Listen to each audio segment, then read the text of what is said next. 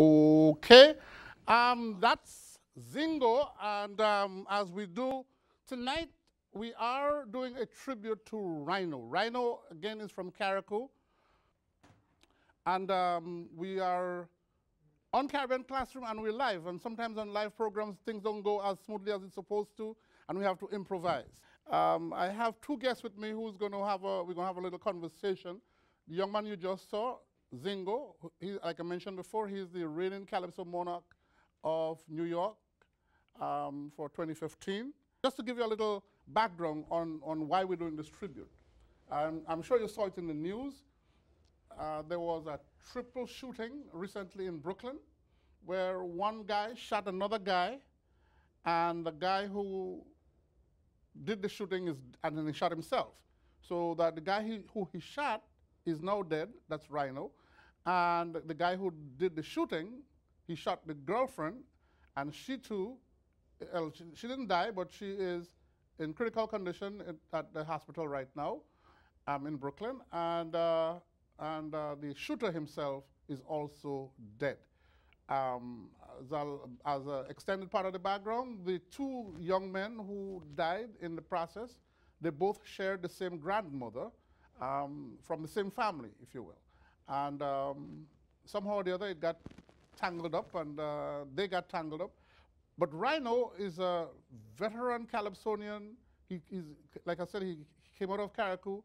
He was a monarch in Carriacou, as a Parang king and a Calypso king in Carriacou. And very, very, very popular out there. And also working with the popular local radio stations in Brooklyn. I thought it's deserving that we do some ways of acknowledging his contribution to the art form.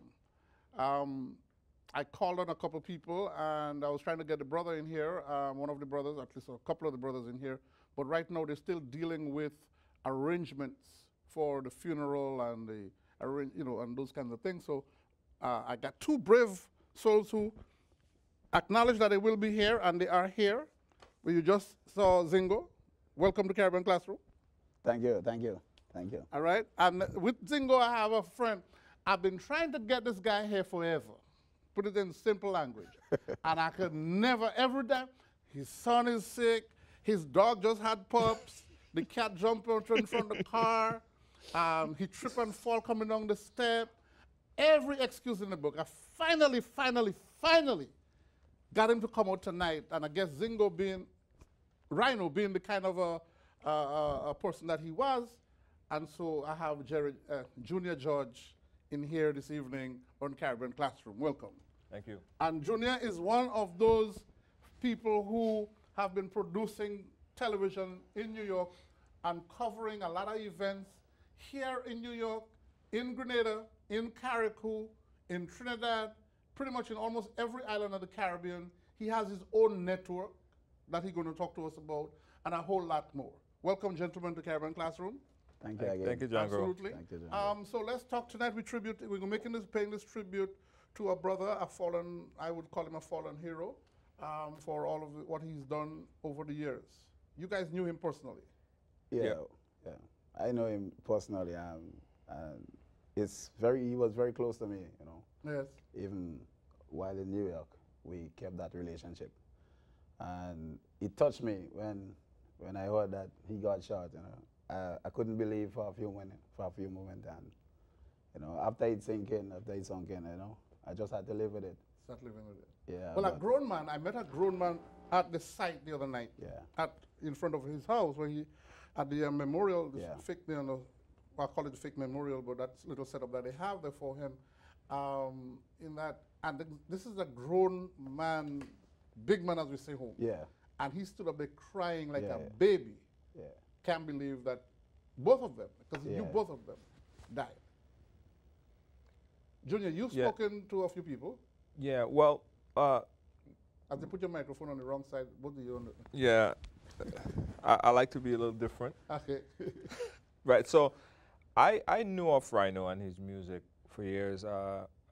Being in the small community of Grenada, Carriacou, and Petit Martinique, I mean, it's very difficult not to know almost everyone. And he being in the music fraternity, I've been a promoter and also someone that also correspond with individuals throughout the diaspora. I knew of him and all that he stands for. And as far as what I heard, he being a realistic person and he being a really nice person, loving the music as most Grenadian gravitate to. And all that I've been hearing from this guy is good. I never crossed any bad path with him. I haven't heard anything negative about him. When I heard of the incident that happened in Brooklyn, it took me by surprise. I was one of the first reporters that was on the scene there in Brooklyn and Clarkson, and I got a first-hand opportunity to speak with the family members. I got some video and stuff of the family, and just the saddened effect of the night. You know, the event happened about 5 o'clock on that day, on the Thursday, fateful Thursday, and I was there like about after 6:30. His car was still there and still running, and it was an active crime scene at the time. It was just a sad moment for Grenada and the people of Grenada and the Caribbean. But Junko, before we go on, I wanna say one thing. Although people are hearing about all this incidents of the boyfriend shooting the girl and all of them being from Grenada, Carriacou, I just want to let people know that this is not Grenada. This is not a representative of what Grenadians are. This is very rare in terms of occurrences for them all to be from the same place. Grenada is not represented in that effect. So what all that people are hearing on the news, just rest assured that this is not what Grenada is about. It's about a lax in gun control, which is plaguing our community here in New York, and guns being in the hands of people who should not have guns in the United States. And I think that is the bigger problem that needs to be addressed, rather than talking about small community. Because when they talk about it on the news, on the major networks, they're mentioning Grenada and them being from Grenada. So Grenada being so dependent on tourism, I don't want that to be affected into the great scene and the great vibe that you get when you go there. You know. Well, I'm glad you said it the way you did, but we can't. I don't believe in sugarcoating anything either, or trying to pretend like it didn't happen. They are Grenadians, and we can't pretend that they're from someplace else. And they all got shot. Whatever the reasons, circumstances, etc., two of them are now dead. And that's a reality that yeah, gun control is one thing, but we also have human control. Yeah. And we have to take certain responsibilities. Now, in terms of his music, and I was trying to pull up some of the music. That's one of the things I forgot, to pull up some of the music I wanted to play for during this broadcast. But you and him parang together. Yeah, we parang together. I used to travel to Carriacou with men from the mainland to go and parang against those guys in there. And I can tell you, there is not another fierce competitor than Rhino. He is one of the real parang artists. Hard. You know, this man will come out on a night with full of surprises and string surprises, you know.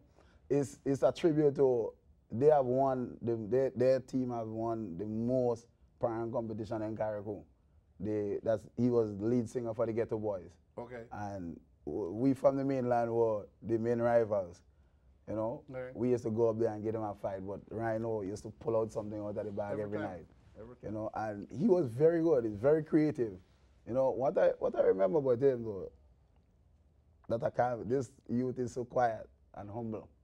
You know, so loving, so caring, so giving and he was to a everybody. big person, yeah. But he was not a threatening No, kind of a big person. This man never. Listen. I heard you mention about sugarcoating. We're not sugarcoating anything. This man was so helping, so calm, so quiet, so charming, loving, everything. Right. And his music was exceptional. Right. You know, he used to sing calypso also. Well, I know him also in the calypso field. And he was a very good calypsonian. Right. You know, he did some soca, but he was very good at calypso. And not only that, you know, when I came up to New York, right, I met him and he was we all went into a different zone. We used to play domino every time, and Rhino is a stalwart domino player. Okay. I remember once my partner was not there, and they gave me Rhino to play with. Wow, we couldn't last that evening, you know.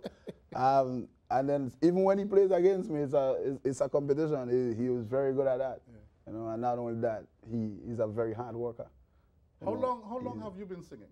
Maybe 15 years now. 15 years now. Yeah. But is the first time you won the New York thing? Is the first time you ever won any? Yeah, that's the second time I took part in the New York. But it's the first time you won? First time I won, yeah. Even from Grenada? Yeah. No, I won Soca Monarch, National Soca Monarch in Grenada already. When? 2000. Okay. What was the song? How they gonna stop it? How you go forget that? How you gonna forget that? How you gonna forget that? You have to bring it out. You can't forget that. Yeah. To bring it out. Yeah, man. Whoa, what do you mean by stopping this thing? What do you for my son and my daughter and them to come? Huh? How we gonna stop the waving? How we gonna stop the flying? How we gonna stop the cancer? So we have to take a trip to Carriacou. We gonna visit the sister island. Hey, hey, hey. Take a trip to a sister island they call Carriacou.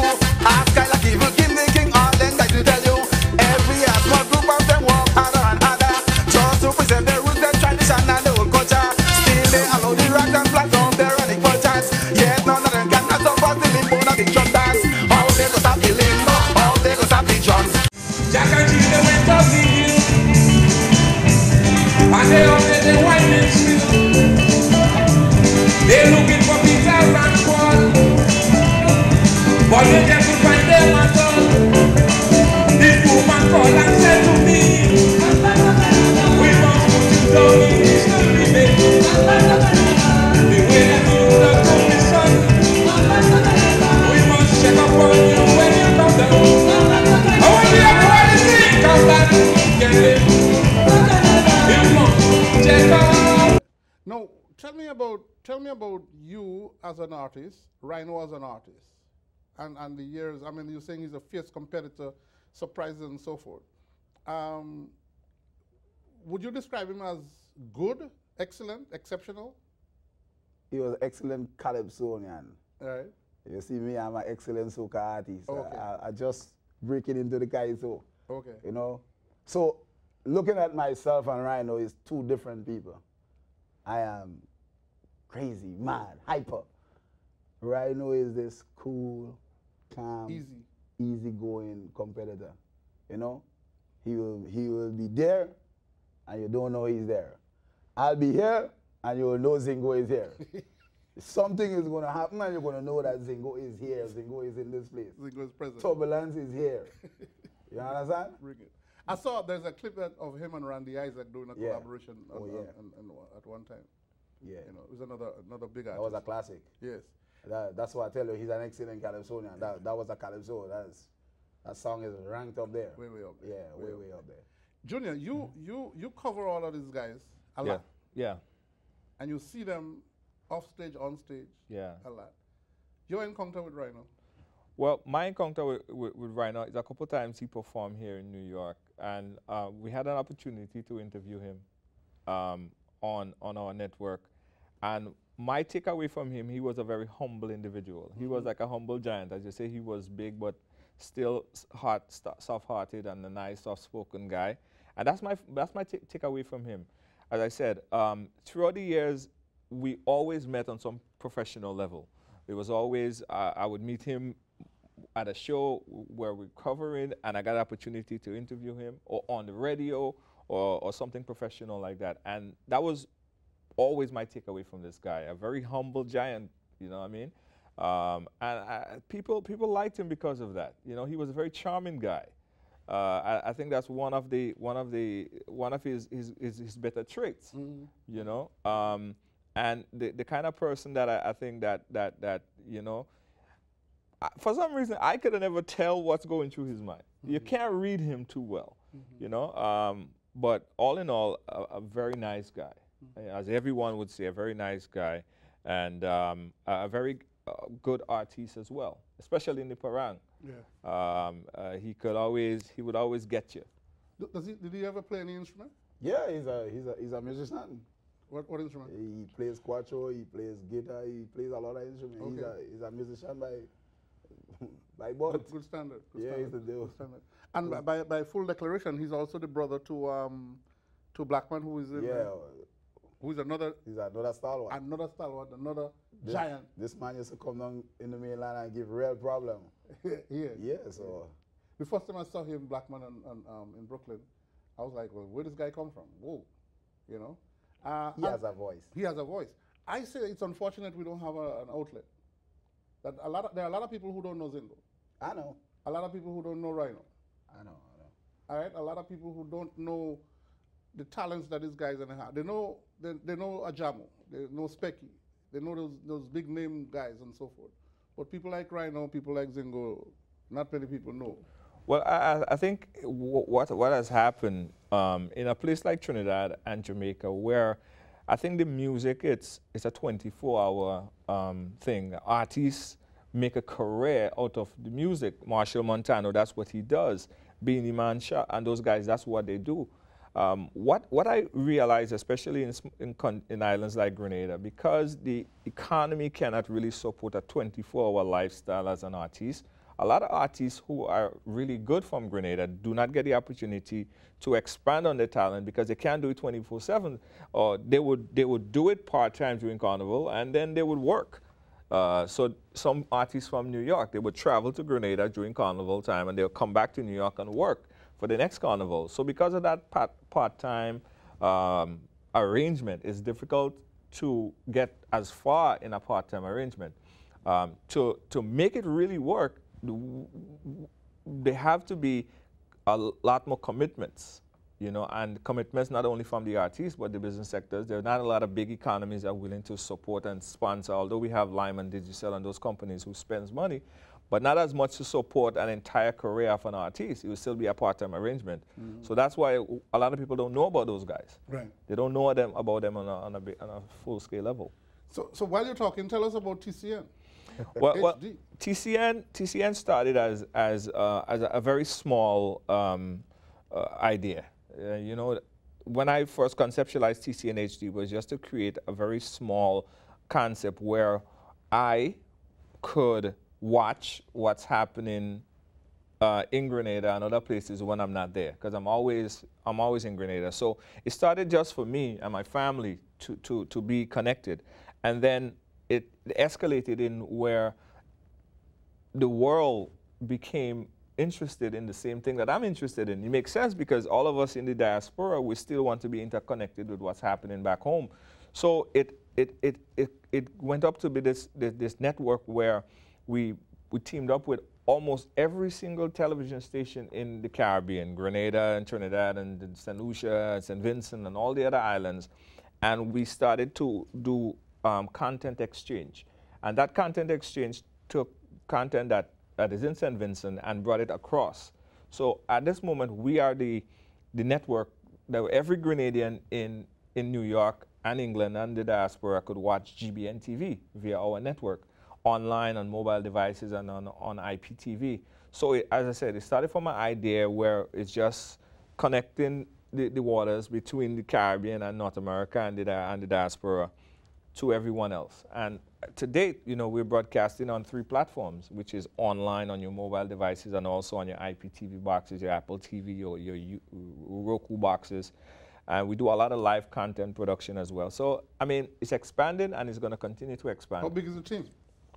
The team is big because we have connections. The immediate team I'm talking. The immediate team here? Yeah. We have about 6 people in our team here. Okay. Expanded, we have a smaller team in Toronto that runs operation there as well. But we have an enormous team when talking about interconnectivity, because we basically, the team of Gael TV in Trinidad is our team, because they represent us in Trinidad. We represent them here in New York. Okay. St. Vincent election is going to be held tomorrow. And teaming up and getting that content across the water is very important. So that's where TCN comes in and bring content like that across. GBN News, as I said earlier, we are the network where everybody watches GBN on. And it amounts to millions and millions of viewers on a daily basis on all platforms. And so that you open the gate for them, so to speak, that take them out to... Yeah, well, we opened the gate for GBN TV, GIS Grenada when they first started out, and also MTV Grenada. So all 3 TV stations. So when you go Grenada. home, okay, you know, I don't mean to cut you off, but when you go home, they literally roll out the red carpet for you, right? Well, no, I'm not looking for rolling out the red carpet. I'm not that kind of person. I'm very simple, but I help. I'm making a point, you know. Yeah, well, I don't. Point, you know. They don't have to do. They don't have to roll out the red carpet. I'm a very simple guy. Point. Yeah. I'm trying to make a point here, because I mean, I was home this summertime and I watched you at the live broadcast that was taking place in the middle of town. Spice St. Up. George's. Yeah. Spice Basket. Spice Up the Carnival. Spice Up the Carnival. Yeah. Right. And it didn't seem to me like that. You know, you being who you were, you know, me, I don't expect them to even recognize me, but you being who you were, I didn't like what I see. That's what I'm saying. Yeah, I mean, hey, at the end of the day, I'm a very simple guy. I'm not looking for any kind of any kind of acclamation. You know, I do what I do because I love what I do, not because I'm looking for publicity or promotion. Okay, you don't want to go there. I'm not going to take you there. No problem. Yeah. No problem. Another time we're going to take you there. But I want to get back to Zingo and Rhino. And Rhino is not coming back. No. True. Has the incident taught us anything? Well, as men, 3 men talking to each other right now. Has the incident taught us anything? Well, I think one thing you sure learn that it doesn't matter how humble you are, you can stumble, you can fall, and you can err, you know. Because a lot of people, up to now, there are some people who still don't believe that he's gone, and you can't take that away from them, you know. How close they were to him, closely knit. So this was a humbling experience. You know, that's what I see from this incident, because, knowing the country where I come from, this is like once in probably every 200 years or something. So there was a time I used to write about these stories almost one a week, at least one a month, back in the day when I was doing copy, reporting and so forth. And I don't recall ever hearing of a triple situation taking place. It's the first one that from Grenada that is. And the fact that I mentioned the fact that they share both of them share the same grandmother to indicate the closeness of the family and the family who is affecting the family. Well, my takeaway from this, Gianco, is that gun control, I think that is the underlying problem. We hear the president speak about it in so many different terms. The problem is gun control. It doesn't matter if you are from Grenada, a small island, or Carriacou, or you are from someplace else. Access. With guns in the hands of the wrong people, it would be the same problem here. So I think that what needs to be corrected is figuring out the gun loophole that exists and seeing how they could put a cap on the loophole. Because when I speak to people and I say, okay, explain this guy to me, the other Jerry, tell me what you know about this guy. A lot of people never have anything good to say about him, right? And half of the time when they have something to say, he say, well, he was a kind of guy who was kind of like, they don't know, like he was a kind of off guy. How did guns get in his hands? And I think that if you don't look at gun control, it don't matter where you're from, it don't matter family structure, it don't matter what religion you are, Muslim, Christian, or whatever, it will get you. So we all need to go to our elected officials and speak about the need to tighten the gun control loophole. It's easier to get a gun than to get a driver's license. That's insane. Right. You know, that's insane. And I think that as long as that loophole is like how it is, we'll continue to see those kind of killings. But how do you, and I hear this argument a lot, right? But no, realistically, we don't have a gun manufacturing plant anywhere in Brooklyn, anywhere in New York City, as far as I know. There's no. But that's not even the case. You could go to a gun show and buy a gun and don't even have to get a background check. And I'm saying that me, who might be disabled, or for, in Jerry's case, what I understand about Jerry, the little that I found out about him, is that he was a guy who was bullied a lot as a kid growing up. He was laughed at a lot, teased a lot, and even with the incident that led up to him doing that, that he was, you know, ridiculed a lot, you know, publicly and privately and so forth and so on, and so he snapped. And obviously that's a situation of somebody snapping. My thing is, yes, I hear you with the gun control, but how do you put that lid there? How do you bring that with the proliferation of guns pretty much all over the country, and I would say all over the world? Right. How do you put that lid? Well, that is a conversation that has been had not only here locally. It's a global conversation. The president is speaking about it, which makes it good, which means that because there was conversation, then there might be a solution. But here's the problem as far as I see it, and here's how we could be fixed.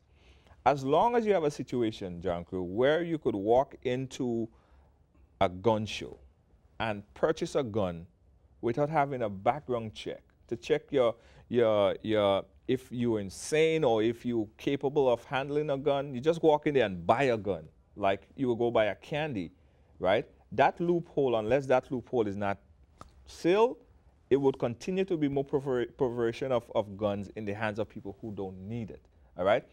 And the second thing is, and a lot of people don't want to talk about it because the government, a lot of the elected officials, the problem is that they are being financed by the NRA, their whole campaign. So they cannot go against the NRA, and the NRA is who basically is supporting, blocking you know, a lot of legislation that would enforce. There are a lot of laws on the books about guns and gun control. A lot of laws.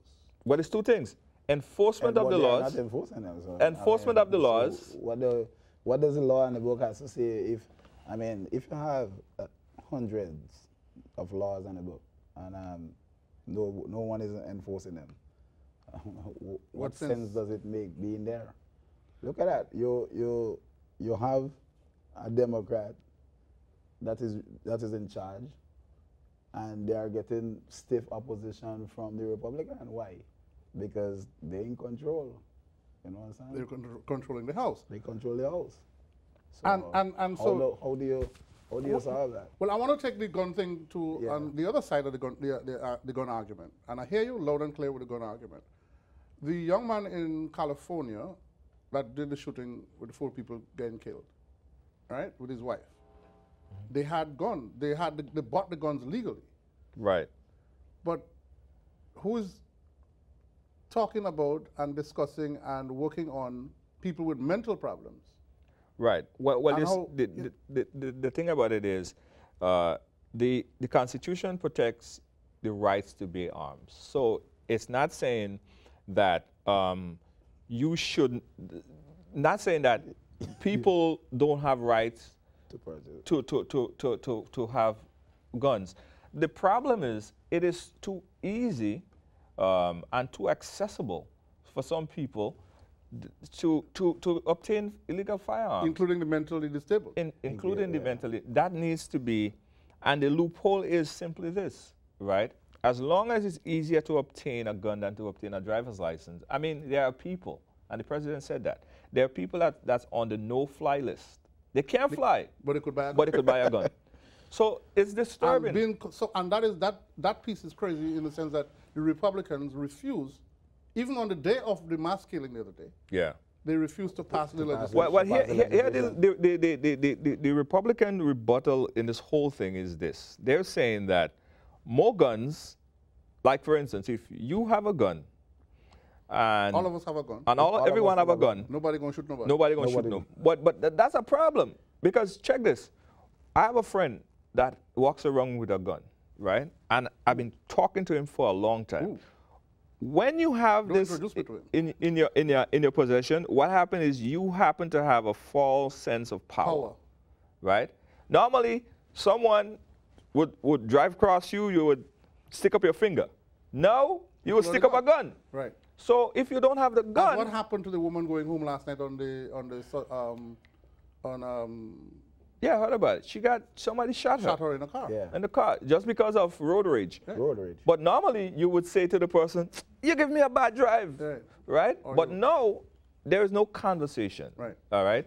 So you take people with mental disabilities and put a firearm in their hand. They don't have the capability to think rational.